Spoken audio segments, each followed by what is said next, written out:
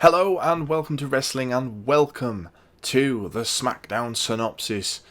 And a very weird episode of Smackdown indeed. Basically, following on from Crown Jewel, all of the roster and the crew didn't make it back to the United States in time. Now, I've got a couple of things I want to say about this.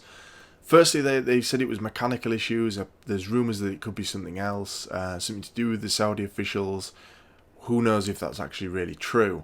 But regardless of that, why didn't they book SmackDown to be on in like Europe or somewhere instead of having to like travel all the way across the world again anyway? Like that, what a crazy situation they put everyone in there. That's just ridiculous. So they should have booked SmackDown, because it was the next night. They should have booked it at least in Europe or somewhere else in the Middle East that would allow the female talent to be there as well. Yeah, they could have done that a little bit better. So it was a bit of a weird SmackDown. There was like nobody there, and obviously the commentators weren't there. So we had Tom Phillips was back in the hot seat for one night only. Renee joined him, and Aiden English was on commentary as well. So an interesting mix-up.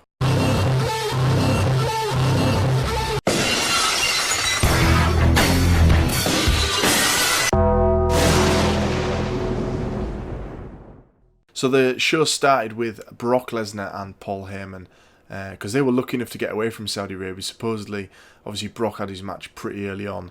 Apparently he jetted straight out of there. So they were on SmackDown.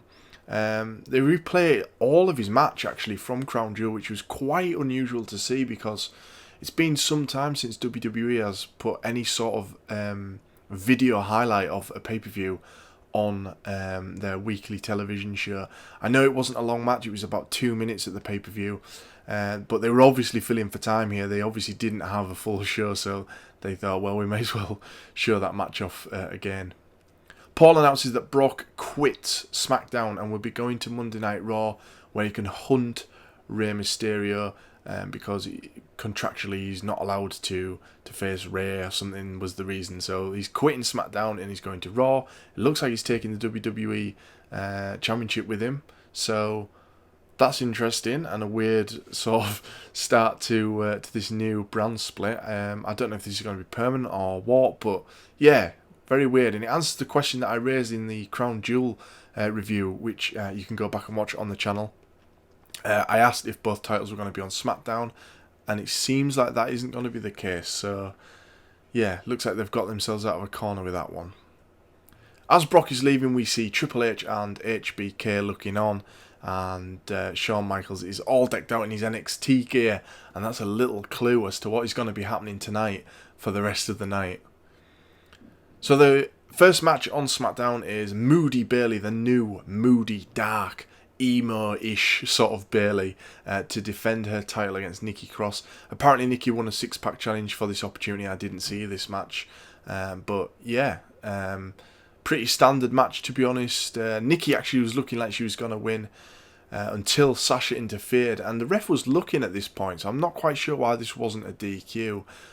He just basically told Sasha to get off. Bayley hits her elbow, but Nikki manages to kick out. The ref's then distracted a little later on as Nikki's climbing on the turnbuckle and Sasha throws her off the turnbuckle, and Bayley hits I think a new finisher by the looks of it to win the match. I don't know if that is officially a new finisher or what.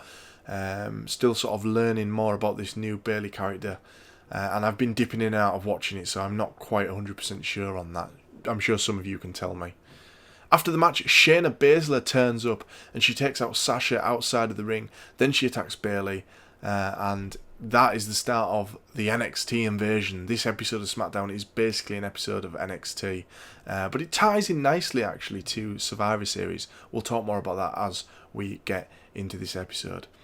Just a little point on the production so far. I don't know, obviously, because most of the crew weren't there, and I'm guessing like some of the equipment wasn't there, so I don't know if Fox had to sort of chip in with some help here, and some guys to come out. I don't know, but there was a lot of tech issues, a lot of the microphones dropping out, and you couldn't hear the crowd for a lot of segments. and the commentators themselves were actually making a lot of mistakes, saying things in the wrong order and calling people the wrong names and stuff like that. So it was a little bit all over the place, but it's a little bit to be expected, I guess, with much of the main crew in Saudi. Pat McAfee takes over from Aiden English on commentary following that match. I don't know why that was. I don't know if it was to play into the whole NXT thing, but it seemed weird just to have Aiden there for the one match. Sami Zayn is having a backstage interview and he points out that NXT must be here to take over, and then Keith Lee and Matt Riddle step up to Sami whilst he's having his interview. Sami tries to sort of appease them by saying that he was one time in NXT and he was wearing a t-shirt earlier. Honestly, it's in my car, I'll go and get it for you. And he tries to run away. They end up in the ring, and Riddle and Keith Lee take him out, basically. Miz hosts Miz TV, which was supposed to be with The Fiend, which would have been really interesting. I don't think it would have been The Fiend. I think it would have been Bray Wyatt in his normal get-up, his children's television sort of presenter get-up.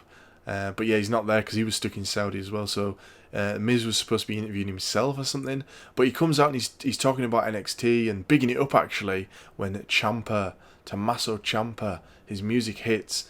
They have a back and forth on the mic, and then they agree to a match. They have a pretty decent match with it being pretty equal. Ciampa takes the win though with the knee strike and then using the fairy tale ending. Daniel Bryan runs into Triple H and HBK. They talk about a fight at Survivor Series because this year it is Raw, SmackDown and NXT at Survivor Series, which is going to be really interesting, and that's why we're seeing this invasion tonight. Also because of what happened at Saudi, but maybe some of this was planned already and they just had to bump it up a bit more. I don't know. But Daniel Bryan says he'll fight Triple H right now. Tripp says, I haven't got my gear, Daniel, but I know someone who has. And in the background you can see Shawn Michaels taking his jacket off. The crowd start getting really pumped for this, and then he goes, oh, it's cold in here, and he puts his jacket back on. It was really funny. Triple H says that he's got Adam Cole. He actually shouts champ and Adam Cole walks over. Daniel Bryan says, let's do this right, put the title on the line. So it's Daniel Bryan versus Adam Cole for the NXT title tonight. Then we go back to the ring. Fire and Desire are scheduled to take on Carmella and Dana, but Bianca Belair has taken them out. Both of them backstage, absolutely destroyed. And then we see Rhea Ripley and Tegan Nox appear at the top of the stage. They are the new opponents for Fire and Desire. Tegan Nox sends Sonya into the commentators during this match, and Renee gets kicked in the face, and she seems quite pissed about it, actually. She's saying about her nose being bloody in that, and when they show you on replay, she does get a big boot in the face, so that was a little bit full on from these guys. Ripley holds Mandy in I think they said it was an inverted shamrock, and Mandy taps. So it's just pretty much all NXT here. Triple H and HBK come out to the ring, as does Stephanie McMahon, but she's actually only comes out to the ramp, and she talks about the Women's Revolution, how they got the first ever women's match in Saudi, and sort of a bit of a celebration there. They show some replay from the match and some of the aftermath and some of the build-up. So again, a little bit of a time filler here on SmackDown.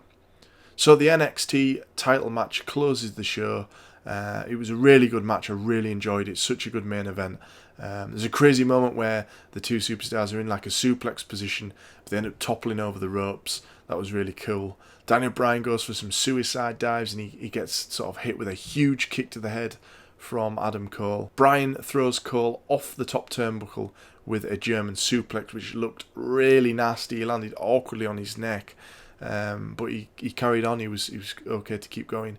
He goes for the last shot, and Bryan reverses it into a leg lock.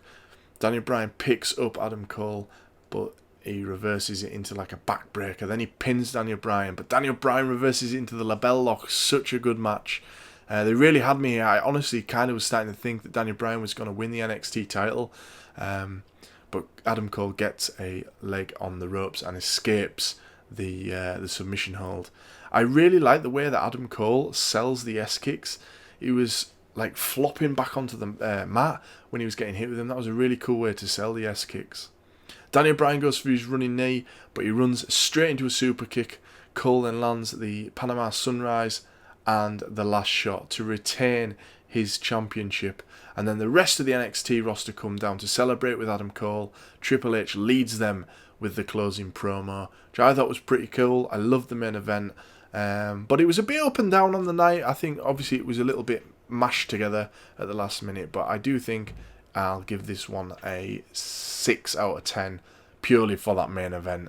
So we'll see what happens coming into Survivor Series, but shots have been fired from NXT, and it's going to be really interesting to see what happens. I'm assuming that some SmackDown people might end up on NXT.